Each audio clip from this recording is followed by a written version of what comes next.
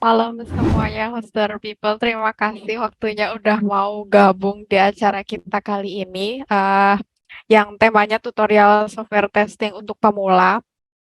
Pertama-tama kenalin dulu, nama saya Wafda. Saat ini posisinya sebagai team lead di Quality Assurance, atau banyak juga posisinya dikenal sebagai software tester di Niaga Hoster. Nah, bisa juga ditemui di LinkedIn, atau kadang saya juga suka nulis beberapa artikel tentang software testing atau tools-tools lainnya yang banyak digunakan di lingkungan quality assurance.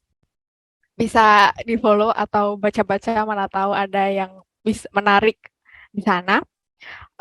Sambil memperkenalkan juga, saat ini kalau di Niaga Hoster posisi quality assurance itu ada di bagian engineering team. Jadi biasanya kita kerja bareng, kerja langsung dengan developer dan site reliability engineer. Kemudian untuk agendanya hari ini, kebanyakan saya akan mungkin diawali dulu dengan apa itu sebenarnya software testing dan kenapa sih software testing itu penting.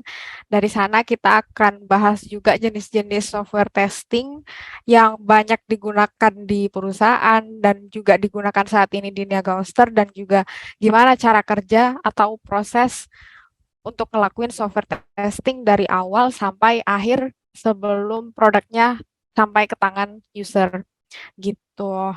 Nah, dari awal banget, software testing itu apa sih? Definisinya sebenarnya secara basicnya itu adalah proses untuk mengevaluasi atau memverifikasi suatu produk atau aplikasi untuk memastikan apakah itu melakukan apa yang seharusnya dilakukan. Nah, kita taunya dari mana sih aplikasi atau produknya ini udah sesuai atau belum dengan standar mungkin yang dibuat oleh perusahaan atau apa yang diinginkan oleh klien. Yang biasa kita jadikan referensi ketika software testing, biasanya kita sebut Oracle.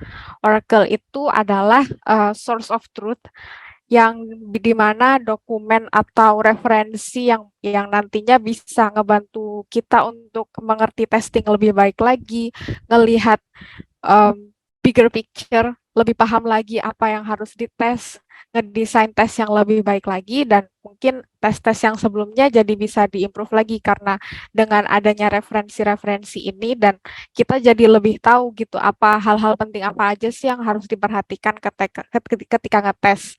Nah, contoh dari Oracle sendiri pada umumnya biasanya dari history. Mungkin ada semacam dokumentasi yang dimiliki oleh perusahaannya kalau sebelum-sebelumnya gimana sih suatu sistemnya itu diaplikasikan, atau source atau referensi lain yang bisa kita gunakan untuk testing itu gimana sih image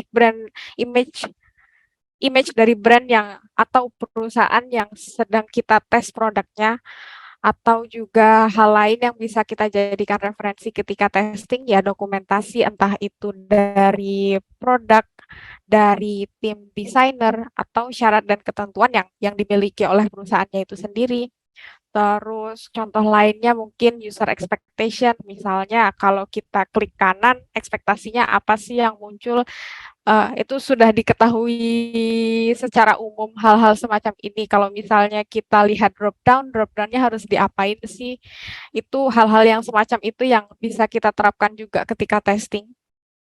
Terus contoh lainnya mungkin kalau sering memperhatikan produk-produk lainnya yang jadi kompetitor dari perusahaan tersebut, gimana sih produk-produknya itu behave atau dipresentasikan ke klien, dan contoh lainnya atau produk-produk lainnya yang mirip yang ada di perusahaan itu juga bisa kita jadikan referensi untuk ngebuat tes yang atau ngelakuin tes yang lebih baik lagi.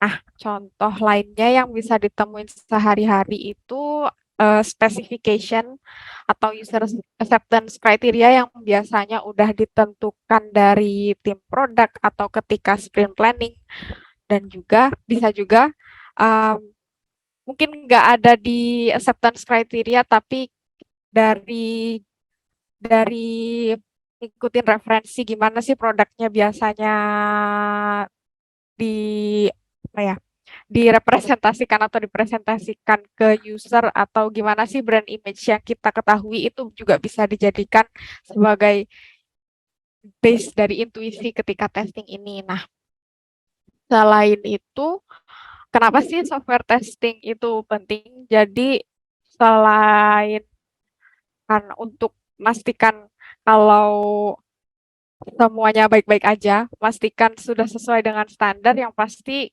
untuk mencegah sebisa mungkin supaya defect atau isu-isu yang kita bisa hindari ini supaya tidak sampai ke tangan klien dan menjaga brand reputation.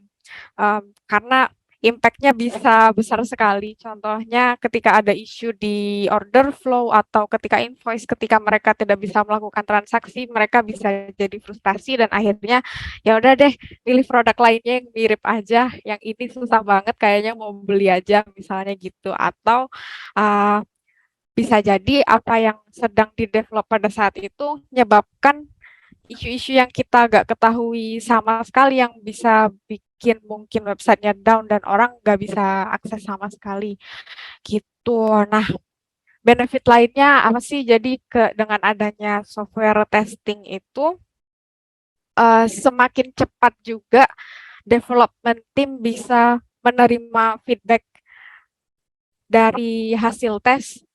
Contohnya feedback-feedback yang berbentuk misalnya ada architectural flaws di code-nya atau ketika sudah di-develop dan sebelum sampai ke tangan klien kelihatannya ada poor design decision yang mungkin sebelum-sebelumnya ketika ada di tangan desainer belum belum teridentifikasi isunya atau mungkin ada functionality yang nggak berjalan dengan baik atau tidak benar dan juga feedback lainnya yang bisa kita kasih sebagai software tester itu security vulnerabilities atau scalability issues.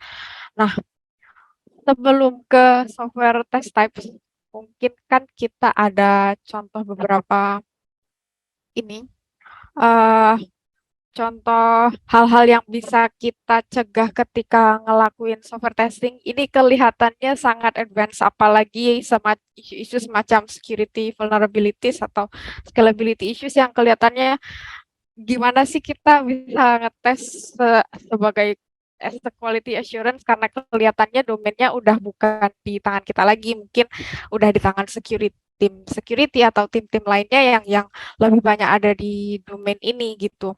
Nah, dari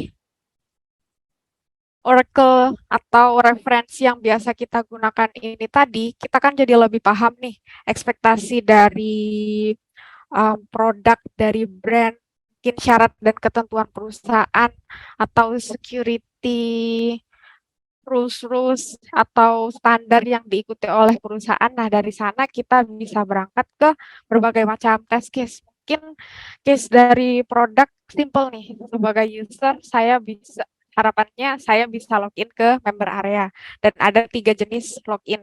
Ini kita sedikit intermezzo. Jadi biasa gimana sih caranya kita ngebuat test case berdasarkan oracles ini tadi dan bisa addressing isu-isu ini tadi sebagai quality assurance. Nah, contohnya ini tadi kita misalnya dari tim produk ada ekspektasi kita harus deliver supaya user bisa login ke member area dan kita punya 3 metode. Yang pertama mungkin login dengan Google. Sebentar untuk expand-nya kok hilang. Oke, sorry. Untuk login Google kita bisa berangkat ke case-case seperti kalau misalnya usernya udah pernah register, ekspektasinya berhasil dong. Kalau gimana kalau misalnya usernya belum pernah register, mungkin dari perusahaan ada harapan supaya berhasil atau tidak berhasil, kita perlu cek itu sama juga dengan Facebook. Nah, dari sini case lainnya yang bisa kita tes yaitu dengan login biasa ini ada banyak lagi skenario-skenario lainnya yang bisa kita ambil dari oracles yang kita jadikan referensi tadi. Contohnya, kalau misalnya login-nya dengan valid password gimana, dengan invalid password gimana, kita jabarkan berbagai macam kemungkinan gimana sih caranya gimana skenario apa aja, gimana caranya user bisa login. Kemudian dari sini udah kelihatan nih, oh ini kelihatannya ada case yang duplikat, ini kita udah ngecek invalid invalid email, udah ngecek invalid password, ngapain dicek lagi invalid email dan passwordnya. Nah, yang salah satu ini mungkin setelah kita jabarkan lagi jadi kelihatan ini nggak perlu, kita bisa ngetes lebih efisien. Atau mungkin ketika kita paham syarat dan ketentuan yang dimiliki perusahaan atau regulasi dari tim security-nya, kita bisa buat juga skenario security-nya. Gimana kalau misalnya user udah ke-suspend, bisa nggak harusnya mereka login sebagai ke member area, atau misalnya ada ekspektasi, ada regulasi supaya kalau misalnya user udah login di satu device supaya mereka nggak bisa login lagi di device lain, atau login yang di device lainnya supaya terlockout. Nah, case-case simple ini yang kelihatannya sangat advance yang sebenarnya kita bisa ngelakuin sendiri sebagai quality assurance, gimana kita bisa take part untuk mencegah isu-isu semacam ini sebelum produknya sampai ke tangan klien. Nah, lanjut lagi untuk ke sini. Jadi dari ada beberapa jenis software testing. Mungkin sudah ada banyak yang pernah dengar juga jenis tes-tes ini. Ada unit testing, integration, functional regression, usability, stress, performance. Ini kalau dari satu dan dua ini bisa mungkin supaya lebih gampangnya, kalau unit test ini lebih ke eh, gimana code-nya itu behave di suatu device di lokal di satu laptop. Kemudian kalau integration itu, sorry, kemudian integration itu gimana sih mungkin code-nya itu behave setelah terkoneksi satu sama lain dengan bagian lainnya, misalnya dengan fungsi-fungsi unit lainnya. Kemudian ada juga functional testing yang biasanya kita lakukan di level UI, atau ada juga regression test, functional dan regression testing yang biasa kita lakukan di level end-to-end atau UI. Kemudian usability testing ini lebih ke apakah produknya atau websitenya ini mudah untuk digunakan klien, yang kalau di case Niaga Hoster sendiri lebih banyak dilakukan dari sisi tim desain. Tapi sebelum produk sampai ke tangan klien, mungkin kita cek lagi. Mungkin dari sisi desain ada beberapa case-case yang belum tercover, kita juga akhirnya cover usability testing bersamaan dengan regression testing. Kemudian ada juga jenis software testing lainnya yang banyak dikenal, yaitu stress testing dan performance testing. Untuk stress testing sendiri lebih ke ngasih seolah-olah ada ratusan user yang mengakses suatu website atau suatu endpoint, dan memastikan website kita atau server kita nggak akan down ketika tiba-tiba ada banyak sekali load atau traffic yang masuk. Nah, untuk performance sendiri lebih ke ngetes seberapa cepat website atau mungkin aplikasi kita bisa ngasih respons balik ke sisi klien gitu sih. Nah, kalau dari software testing jenis-jenis ini, kita ada beberapa isu yang bisa kita address dari slide sebelumnya. Contohnya dengan 4 jenis testing ini kita bisa cover functionality, poor design decision, security vulnerabilities. Sorry, ini kelihatannya nomor 2 saya typo. Ini harusnya nggak masuk ke sini. Terus untuk usability testing ini mungkin ada desain-desain yang ketika setelah diaplikasikan ternyata itu nggak terlalu make sense dari sisi user. Kemudian scalability issues ini bisa di-cover dengan stress testing atau performance testing. Ya, dari sisi QA mungkin kita bisa kasih feedback ke tim SRE atau Ops-nya. Misalnya ketika load-nya segini nih, nanti websitenya jadi akan lambat atau nggak bisa diakses sama sekali. Nah, mungkin dari tim lainnya akhirnya dari feedback hasil tes kita ini bisa nambahin resource-nya lagi ke website yang kita gunakan, supaya in case di masa depan ada hal-hal buruk terjadi atau tiba-tiba traffic-nya tinggi, nggak akan down websitenya gitu. Nah, selain jenis-jenis website itu tadi juga ada salah satu jenis tes yang cukup penting, dikenal sebagai exploratory testing. Dan biasanya exploratory testing ini bisa digunakan untuk cover hard to predict, susah untuk diduga hal-hal yang tidak terduga, skenario-skenario yang kita tidak ketahui atau situasi yang bisa menghasilkan software error gitu. Nah, kalau kembali ke definisinya lagi, apa sih sebenarnya exploratory testing itu? Jadi exploratory testing itu fokus ke proses learning, test design, dan eksekusi yang terus-menerus berulang-ulang. Atau definisi lainnya juga dikenal dengan proses testing yang menekankan ke freedom and responsibility dari testernya itu sendiri dengan um, mengimprove, mengoptimalisasi proses learningnya, test design, test execution, sampai agar bisa dilakukan secara paralel throughout the project atau selama developernya melakukan development atau hal-hal lainnya sedang terjadi bisa dilakukan testingnya dapat dilakukan secara bersamaan. Nah, kalau untuk supaya lebih gampang bayanginnya exploratory testing itu seperti apa, jadi untuk apa ya antonimnya atau lawannya atau yang keterbalikan dari exploratory testing sendiri kita bisa sebut dengan scripted testing.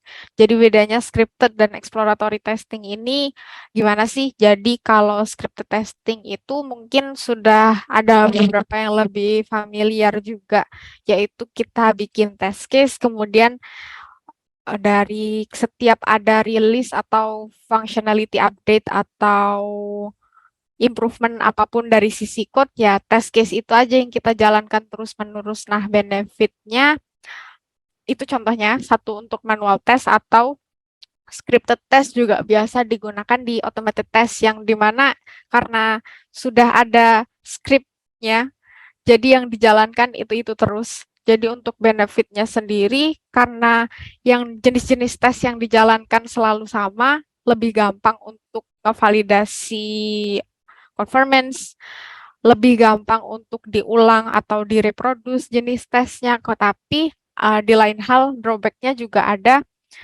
Misalnya jenis scripted testnya itu automate yang pasti akan lebih sulit untuk diubah dan di-maintain. Kemudian karena bentuknya scripted, ada banyak hal-hal yang kita tidak duga ketika software development, mungkin bisa ada lebih sedikit ruang untuk learning tentang produknya atau discover sesuatu yang unknown gitu sih. Nah, untuk exploratory testing sendiri kalau dibandingkan dengan scripted, ini lebih ke manual test yang dilakukan tanpa standardized test case. Mungkin ada satu dua guideline yang kita ikuti, tapi bukan jenis manual test yang kita hanya sekedar mengeksekusi test case yang sudah ada, tapi lebih ke terus-menerus belajar produknya lagi, discover lagi hal-hal baru. Gimana ya kalau misalnya user ngelakuin ini, gimana ya kalau misalnya ada ini terjadi ke sistemnya, hal-hal yang semacam itu sih yang lebih di-highlight untuk discover, untuk mempelajari sesuatu yang baru dari sistem yang kita tes. Nah, benefitnya ini lebih ke karena tidak terlalu scripted, lebih banyak waktu untuk nemuin isu-isu baru, lebih ada sedikit preparation yang dibutuhkan karena tidak ada test case yang perlu disiapkan misalnya, atau test code yang perlu disiapkan. Tapi di hal lain, drawback-nya juga karena seringnya tidak ada dokumentasi yang terstruktur, lebih sulit untuk di-trace tes mana sih yang dilakuin untuk requirement mana, dan lebih sulit untuk diulangi lagi ketika mungkin ada feature yang sama harus dites lagi, atau ketika QA lainnya atau tester lainnya perlu melakukan tes di feature yang sama begitu.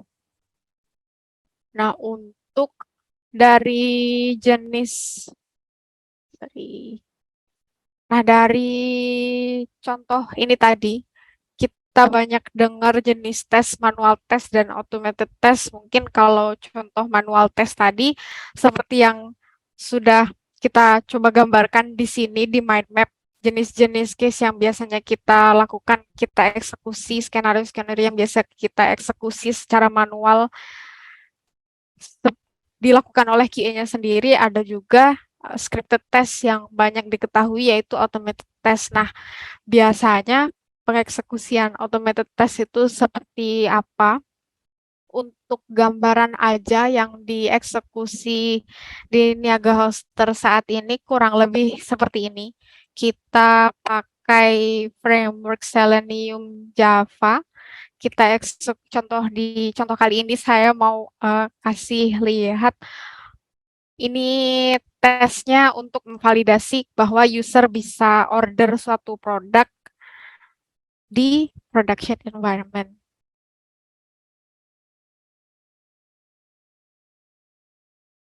Tes skripnya sudah siap. Mungkin gambarannya proses melakukan automation itu seperti apa sih? Kurang lebih seperti ini. Kita sudah punya contoh skripnya yang ready.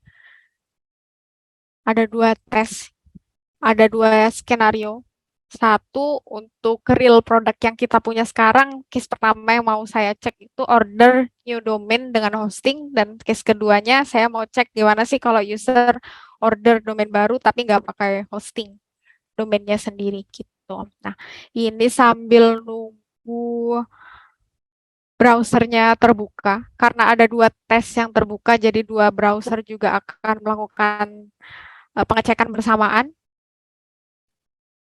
yang biasanya prosesnya akan simulasi klik, input teks, kemudian mungkin ngecek benar nggak sih teks yang ditampilkan ini sesuai sama yang kita ekspektasikan.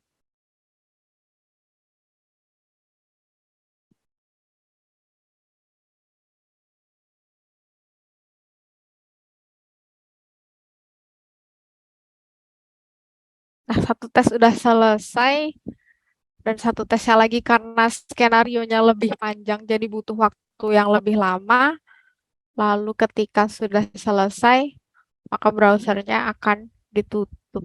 Ini salah satu eksekusi automation yang dilakukan pada umumnya. Contoh lainnya mungkin kalau model application-nya di mobile mungkin akan bukan membuka browser tapi mungkin menggunakan emulator yang install aplikasinya terlebih dahulu ke mobilenya, atau mungkin ketika aplikasi yang dites itu di desktop, maka step-stepnya mungkin di awalnya bukan dengan buka browser, tapi ada hal-hal lainnya yang perlu diinstal terlebih dahulu. Mungkin perbedaannya lebih di situ sih, dan ini contoh yang kita pakai di Selenium Java.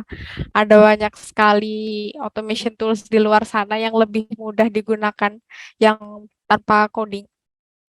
Seperti itu, lalu lanjut ke selanjutnya. Setelah kita lihat tadi jenis-jenis tes yang biasa digunakan, terus gimana sih cara eksekusi tesnya, gimana sih cara ngebikin tesnya dari awal, gimana sih kita bisa bikin tes-tes skenario. Kalau untuk gambaran software testing pada umumnya dan di Niaga Hoster kurang lebih seperti ini. Code-nya dikerjakan oleh developer, kemudian deployment-nya dilakukan, kemudian automated test akan jalan terlebih dahulu. Karena automated test sudah ngelakuin semua tes-tes yang scripted, yang hal-hal yang diulang-ulang sudah bisa dilakukan secara otomatis. Dari sisi QA kita di manual test bisa lebih banyak fokus ke testing-testing, discovering hal-hal yang tidak diketahui, yang hal-hal yang sudah jadi hal-hal penting seperti check out, check invoice, dan lain-lainnya yang sangat penting ini karena sudah di cover di automated test, akhirnya QA bisa lebih fokus ke checking hal-hal lainnya yang mungkin impact yang tidak kita ketahui, atau isu-isu baru yang belum ada sebelumnya, kurang lebih gitu. Dan dari automation tools tadi, tools yang biasa kita gunakan ada beberapa. Contohnya tes frameworknya kita pakai Selenium, kemudian tes runnernya ada JUnit, kemudian di automated test itu tadi juga tidak hanya dari sisi UI, kadang kita harus jadikan satu atau gabungkan back-end test dan front end test secara bersamaan. Jadi kita menggabungkan API test juga di automation kita. Dan untuk pengeksekusiannya sudah dilakukan secara otomatis di Jenkins menggunakan Docker. Kurang lebih seperti itu. Nah, kalau dari tools-tools tadi, dari proses tadi, mungkin kita akhirnya sudah tahu nih gimana sih cara bikin tes, udah tahu gimana apa aja sih yang harus kita perhatikan ketika tes, tools-tools apa aja sih yang bisa kita gunakan untuk ngebantu proses testing kita, tapi jangan terkecoh lagi. Walaupun mungkin kita sudah punya hal-hal yang itu tadi, ada beberapa common test failures yang bisa em, walaupun kita sudah punya toolsnya, sudah tahu caranya, belum tentu itu berhasil atau efektif untuk case yang kita punya gitu. Contohnya common test failures yang ada itu melakukan tes tanpa tes plan. Jadi sekedar ngetes aja, kita nggak tahu apa yang harus di cover, apa yang penting, apa yang tidak penting.